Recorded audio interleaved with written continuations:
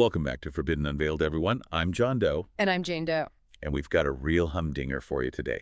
We're going back to July 1952, the heart of Washington, D.C., when UFOs decided to make a little visit. Oh, this is a good one. Now, you might be thinking, UFOs in D.C.? Come on, John. But hold on to your hats, because this is a story that'll make you question everything you thought you knew about what's flying around up there. That's right. It's a tale of radar blips, fighter jet chases, and government explanations that left even their own investigators scratching their heads.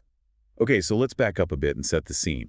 You see, the 50s were basically UFO mania central. Just a few years earlier, in 1947, pilot Kenneth Arnold had his famous sighting of 9 saucer-like things near Mount Rainier, and that, my friends, is where the whole flying saucer craze really took off. It's amazing how one sighting can really capture the public imagination like that. Right. Like, imagine you're flipping through Life magazine and bam, there's an article titled, "There is a Case for Interplanetary Saucers." People were both terrified and totally fascinated.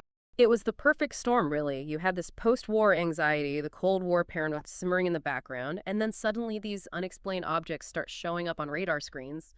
It's no wonder people were losing their minds. Absolutely. And speaking of radar screens, let's fast forward to July 19th, 1952 at Washington National Airport. Our man, Edward Nugent, an air traffic controller, is just doing his job when suddenly 7 unidentified objects appear on his radar. Now, this wasn't just some fleeting blip.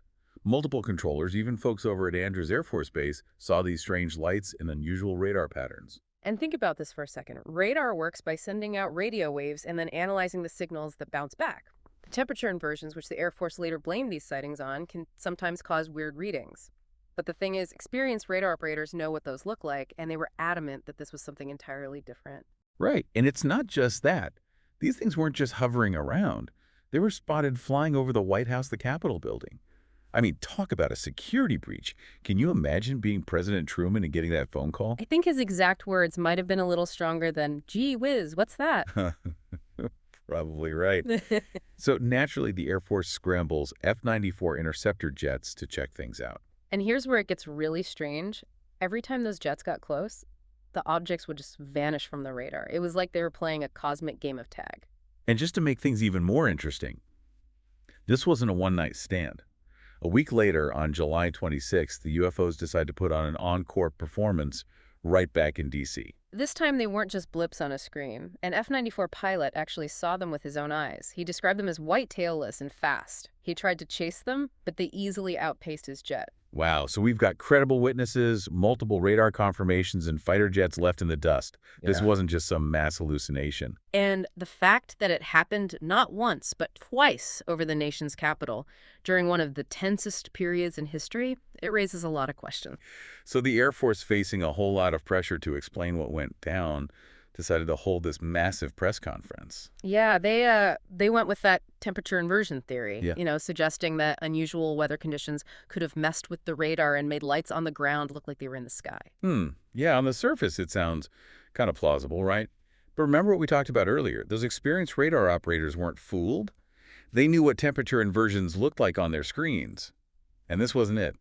Plus, we've got that commercial pilot's visual sighting to consider multiple fast-moving lights zipping past his plane.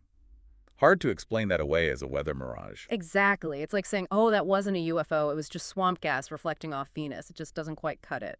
Swamp gas and Venus. Is that a real thing? Oh, absolutely. It's become like a classic UFO explanation, but often it's just not a good fit for the evidence. And in the case of the 1952 DC sightings, there's another wrinkle. Captain Edward Ripple, the head of Project Blue Book, that's the Air Force's own UFO investigation unit, wasn't buying the temperature inversion theory either. Wait, so their own UFO expert disagreed with their official explanation. That's like the chef saying, "Don't eat the soup, it's terrible." Pretty much. And Ripple wasn't just some random skeptic. He had access to all the reports, witness testimonies, and radar data. And based on that evidence, he believed there was something more to these sightings than the Air Force was letting on. Interesting. You mentioned Project Blue Book. Yeah. I think it's worth taking a quick detour to explain what that was all about. You see, back then, the Air Force was taking UFO reports pretty seriously, at least publicly. Right. Project Blue Book was launched in 1951 and ran for nearly 2 decades. Its purpose was to investigate UFO sightings, determine if they posed any threat to national security, and, well, try to figure out what in the world was going on. So you've got this dedicated team of investigators looking into UFO reports, and even they're puzzled by the 1952 D.C. incident. That's got to tell you something. It definitely adds another layer of intrigue to the whole story. And speaking of intrigue, there's another group we need to bring into the mix, the Robertson panel. The Robertson panel, who were they? Well, imagine the Air Force is throwing a super secret party and only the smartest scientists and experts get an invitation. That's basically the Robertson panel in a nutshell. They were convened in 1953, a year after the D.C. sightings, to analyze the growing UFO phenomenon and advise the government on how to handle it. So like a UFO brain trust. Exactly. And their conclusions were, well, let's just say they caused quite a stir. The panel basically decided that most UFO sightings could be explained as misidentified objects or natural events like weather balloons or, you guessed it, temperature inversions. So case closed. The mystery is solved. Not so fast. Here's where things get really interesting. The Robertson panel also recommended that the Air Force should actively debunk UFO reports and downplay their significance. Well, hold on. They're suggesting the government should essentially try to hush up UFO sightings. Why would they do that? That's the million-dollar question, isn't it? Some people believe it was all about preventing mass panic. You know, imagine the chaos if everyone really believed aliens were buzzing around. Yeah, others might say it was a cover-up. An attempt to hide evidence of extraterrestrial technology or secret government projects. Right. And then there are those who argue that the government simply didn't want to look foolish or admit that they had no idea what was going on. So we've got these conflicting explanations, internal disagreements within the Air Force, and a panel of experts recommending a policy of essentially ignoring UFOs. It's enough to make your head spin. Absolutely. And all of this stems from those baffling odds over Washington, D.C. in 1952. But the story doesn't end there. In fact, it takes an even more intriguing turn when we bring the CIA into the picture. Remember those declassified documents we mentioned earlier? Well, those revealed that the CIA was also quite concerned about the UFO phenomenon, especially after the D.C. sightings. Wait, so even the CIA was getting in on the UFO action? Oh, yeah. They even had their own secret study group looking into the whole thing. Turns out they were worried about the possibility of Soviet involvement or even some unknown technology that could threaten national security.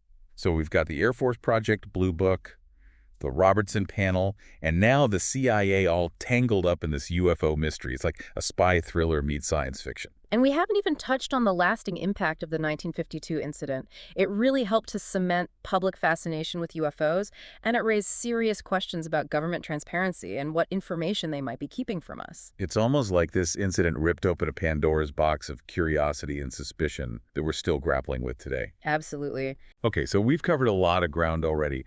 We've heard from the radar operators, the pilots, the Air Force, Project Blue Book, even the CIA had their fingers in this pie. But the question remains, what were those things in the sky? Right back to that central question. Exactly. Well, let's rewind to the Air Force's official explanation, temperature inversions. Now, we already know that those experienced radar operators weren't buying it, and neither was Captain Rappelt, the head of Project Blue Book. Yeah, and there's another point to consider here. Even if temperature inversions could explain some of those radar blips, how do you explain the visual sightings? Remember that commercial pilot who described multiple fast-moving lights? It's hard to imagine how a weather phenomenon could create that kind of display. Yeah, it really is. And there's something else that's often overlooked in these discussions. Michael Wertheimer, a researcher who worked on the Condon Report, a later government-funded study of UFOs, actually went back and interviewed witnesses from the 1952 incident. The Condon Report. That sounds familiar, but refresh my memory. The Condon Report was this massive study conducted in the late 1960s by the University of Colorado. It was funded by the Air Force and aimed to provide a definitive scientific assessment of the UFO phenomenon. Okay, so what did they find? Well, their conclusions were mixed. They determined that most UFO sightings could be explained as misidentified objects or natural phenomena. However, they also acknowledged that a small percentage of cases remained unexplained. Okay, so back to Wertheimer and his interviews. Right, so Wertheimer found that even decades later, many of the witnesses from the 1952 D.C. incident, including those radar operators, stood by their original accounts. They were adamant that what they saw was not explainable by conventional means. So if it wasn't weather, what else could it have been? Okay, well, one possibility that often comes up is secret government technology. Maybe those UFOs were actually experimental aircraft or prototypes that the public wasn't supposed to know about.